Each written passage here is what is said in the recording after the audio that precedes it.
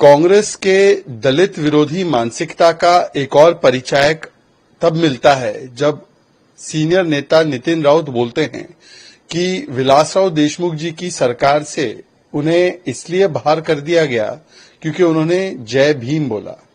सोचिए कांग्रेस के अंदर कितना ज्यादा दलित विरोधी डीएनए भरा हुआ है। हम तो जानते ही है, राहुल गांधी ने अभी कहा विदेशी धरती पर कि आरक्षण समाप्त कर देंगे। नेहरू जी ने भी 1961 में कहा था आरक्षण समाप्त कर देंगे। नेहरू जी ने अंबेडकर जी को 2 बार चुनाव हराया था। 80 से 90 के दशक में कांग्रेस पार्टी ने, इंदिरा जी ने, राजीव जी ने मंडल का विरोध किया था। राजीव गांधी ने बोला था आरक्षण तो बुद्धुओं को मिलता है। 2004 से 14 के बीच में SC/ST का आरक्षण समाप्त करने का काम एएमयू जामिया में कांग्रेस ने किया था।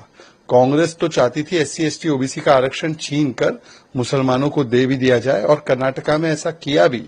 तो कांग्रेस का जो ये दलित विरोधी चेहरा है, ये एक बार सामने फिर से आ चुका है। इसीलिए जम्मू कश्मीर में जब 65 वर्षों के बाद दलित समाज को आरक्षण मिला 370 के हटने के बाद, तो कांग्रेस और एनसी ने, उनके साथी ने इसका विरोध भी किया। अब कांग्रेस को बताना चाहिए कि क्या जय भीम के नारे उनके लिए इतने नागल जय भीम के चक्कर में, मतलब कि वोट बैंक के चक्कर में, वो भीम और दलित को भूल गए।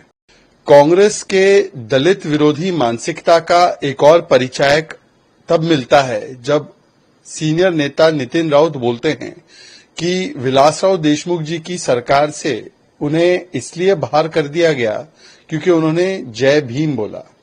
सोचिए कांग्रेस के अंदर कितना ज्यादा दलित विरोधी डीएनए भरा हुआ है। हम तो जानते ही है, राहुल गांधी ने अभी कहा विदेशी धरती पर कि आरक्षण समाप्त कर देंगे। नेहरू जी ने भी 1961 में कहा था आरक्षण समाप्त कर देंगे। नेहरू जी ने अंबेडकर जी को 2 बार चुनाव हराया था।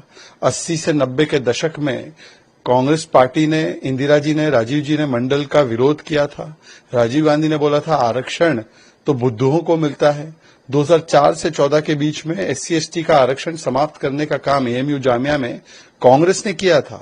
कांग्रेस तो चाहती थी SC/ST OBC का आरक्षण छीन कर मुसलमानों को दे भी दिया जाए और कर्नाटका में ऐसा किया भी।